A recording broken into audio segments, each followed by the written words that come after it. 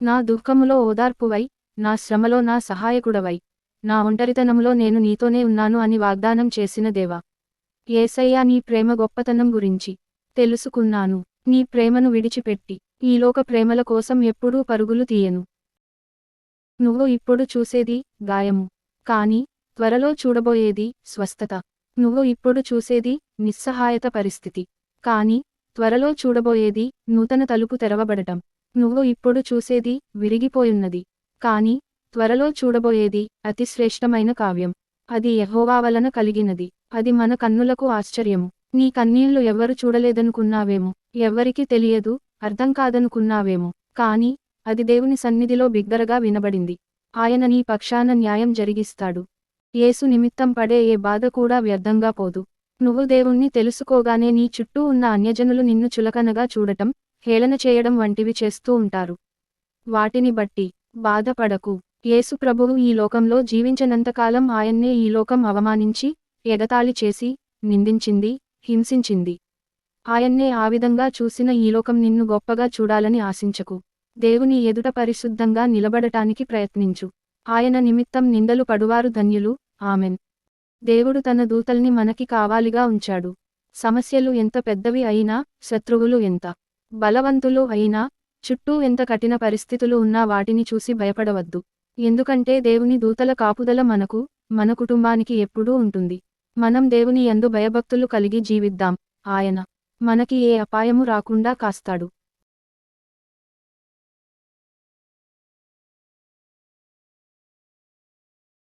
బాధపడకు. గతం ముగిసిపోయింది. మన జీవితంలో కొన్ని సందర్భాలు గతించిపోయినా అవి మనల్ని వెంటాడుతూ, బాధపెడుతూనే ఉంటాయి. గతించిపోయిన వాటిని తలచుకుంటూ బాధపడకు. ప్రభు నీతో ఉన్నాడు. ఆయనతో సమయాన్ని గడుపు. నీ బాధని తీసివేసి ఆయన నీ హృదయానికి నెమ్మదిని ఇస్తాడు. నీ ఎదుట ఉన్న పరిస్థితుల్ని ఎదుర్కొనే ధైర్యాన్ని ఇస్తాడు. దేవుడే నిజమైన ఓదార్పును ఇస్తాడు. నీ చుట్టూ ఉన్నవారు నిన్ను నిందించారని, అవమానించారని లేదా నిన్ను ఒంటరిని చేశారని బాధపడకు. దేవునికి నీలో ఉన్న ప్రతి మాటని చెప్పుకుంటే నీ హృదయం నెమ్మది అయిపోతుంది. దేవుడు నిజమైన ఓదార్పుని ఇస్తాడు.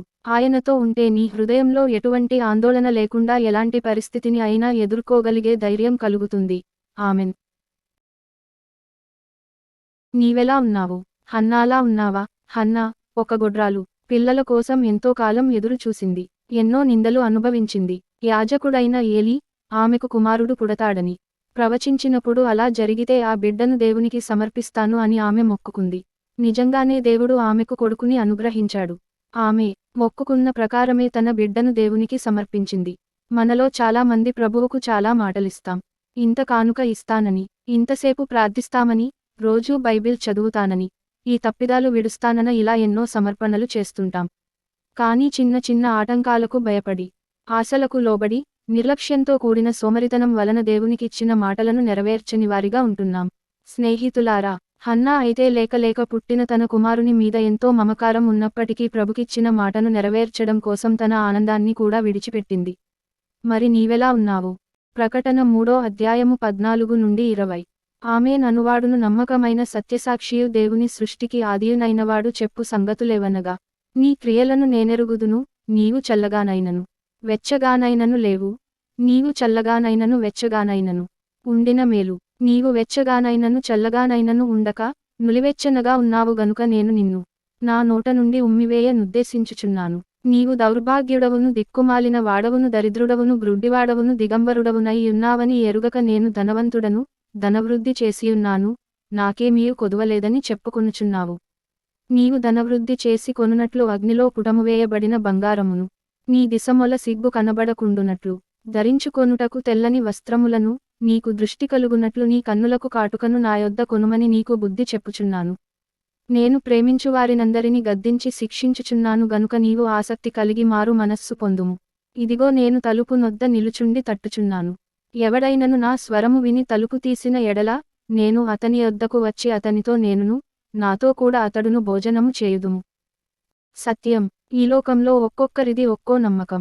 ఆ నమ్మకం మీదే ఆధారపడి మనిషి జీవిస్తూ ఉంటాడు. కానీ చాలా మంది తాము నమ్ముతున్నది సత్యమైనదో కాదో అనే ఆలోచన లేకుండా ముందుకి సాగిపోతూ ఉంటారు. కొంతమంది మాత్రం సత్యాన్ని వెతుకుంటూ వెళ్లి అనేక గ్రంథాలను పరిశీలించి, వాటి బోధలను గ్రహించి ఏది సత్యమో ఎరిగి వారి జీవితాలని సరైన మార్గంలో పెట్టుకుంటారు. అయితే సత్యాన్ని వెతుకుంటూ వెళ్ళే ప్రతి ఒక్కరూ చివరికి చేరుకునేది యేసుక్రీస్తు దగ్గరకే. ఎందుకంటే ఆయనే సత్యమై ఉన్నాడు, ఆయనే నిజదేవుడై ఉన్నాడు, ఆయన జీవము కలిగినవాడు, నిన్ను నిత్యజీవానికి చేర్చగలిగినవాడు ఆయనే. ఒక్కసారి ఆలోచించు, పరిశీలించు, ప్రభు గురించి తెలుసుకో. ఏ మార్గం సత్యమైనదో, ఏ మార్గం నిన్ను స్వర్గానికి చేర్చగలదో గ్రహించు. నీ ప్రయత్నంలో దేవుడు నీకు సహాయం చేయునుగాక. ఆమెన్.